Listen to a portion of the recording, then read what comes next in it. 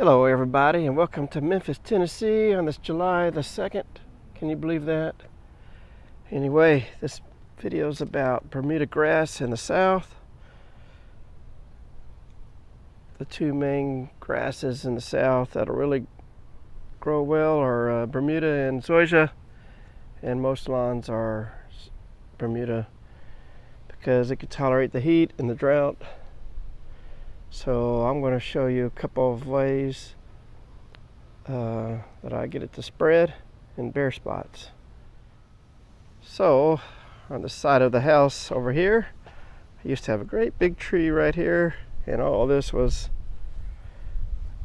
bare spots because grasses don't do well in the shade in the south because of the lack of water, lack of sun in the roots. So this is the last little area I've been working on to try to get the Bermuda to spread. I'm going to show you a couple of things about Bermuda grass. In lots of places in the United States or in the world, Bermuda is not a grass that people want. But in the south, the other grasses don't grow. And Bermuda spreads sideways with these runners. They always grow in your flower beds, or in this way, my rock pathway. Like these, they'll send out those runners. But what I want is the runners to go in here. And this is the last bare spot I have. I need to water it, actually. We need some rain. It's been a couple of weeks. But anyway, here's a runner coming in. So what I usually do, what I've been trying to do, for one thing, is on the runners, you cut it with some scissors. And then what it's going to do is spread out 3 little nodes from it and go sideways. So you can just keep on cutting your runners to get them to go sideways.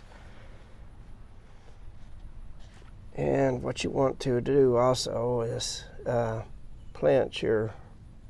make a little trough and plant your runner in there so that the roots will start coming from the node, each of those nodes. Hold it down with something. And sometimes you find clumps of grass in your flower beds or certain areas that you don't want. So this is a transplant.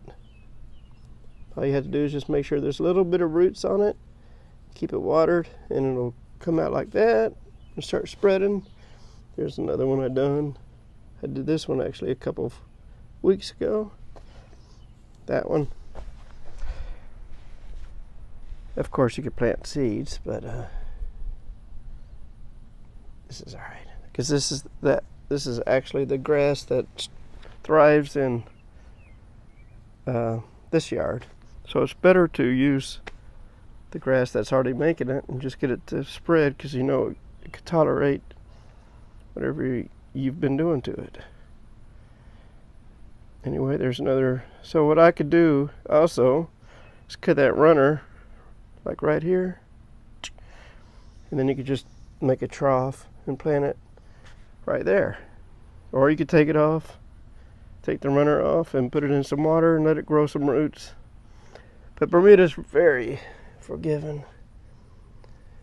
And hopefully by the end of the summer here, we have another 2.5 months. It'll just fill in. It'll fill in sideways. That's what it's done over here. And then next year it'll start coming up. So Bermuda is very tough grass. Like I said, most people don't like Bermuda in the United States, but in the South, particularly around Arkansas, Tennessee here, the Mid-South, Bermuda's about the only thing that can make it through the heat and drought. And you could have a nice lawn.